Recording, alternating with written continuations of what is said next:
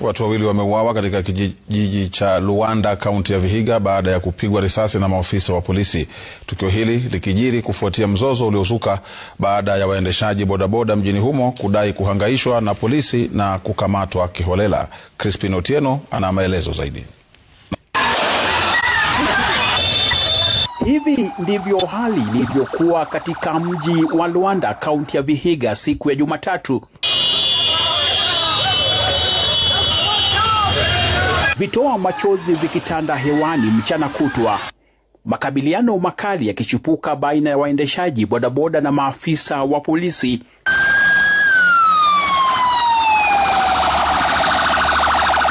Mji wa Luanda ukawa haukaliki kwa wakazi, wafanyabiashara na wasafiri.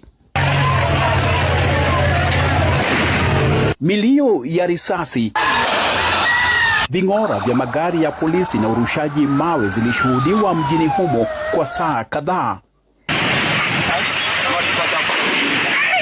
Na kwa wengine ilikuwa mguu ni ponye.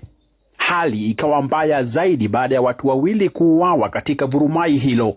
Sasa hii tumeconfirm watu wawili ambao wamekufa na ni wahudumu wa bodaboda, na kuna wengine ambao wameumizwa katika hospitali wanaendelea kupata matibabu. Shughuli za usafiri na biashara zikisambaratika mchana kutwa, haswa baada ya barabara ya Luanda Kisumu kufungwa na magurudumu ya magari yakichomwa kuonyesha ghadhabu ya wananchi.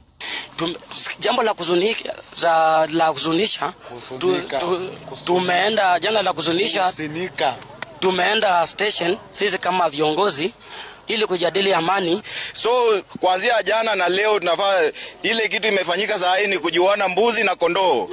Gani iko na uzito. So sisi ni kondoo, askari ni mbuzi. OCS asipoenda transfer, hatuna amani. Hayakuishia hapo. Baadhi ya maduka ya jumla vilevile vikiripotiwa katika zogo hilo kuporwa. Kufikia sasa idadi ya waliojeruhiwa bado haijulikani, huku miili ya wawili hao ikipelekwa katika makafani ya hospitali ya Vihiga. Juhudi za kuzungumza na kamanda wa polisi eneo hilo kuhusu yaliyojiri hazikufua dafu. Crispin Otieno, runinga ya Citizen.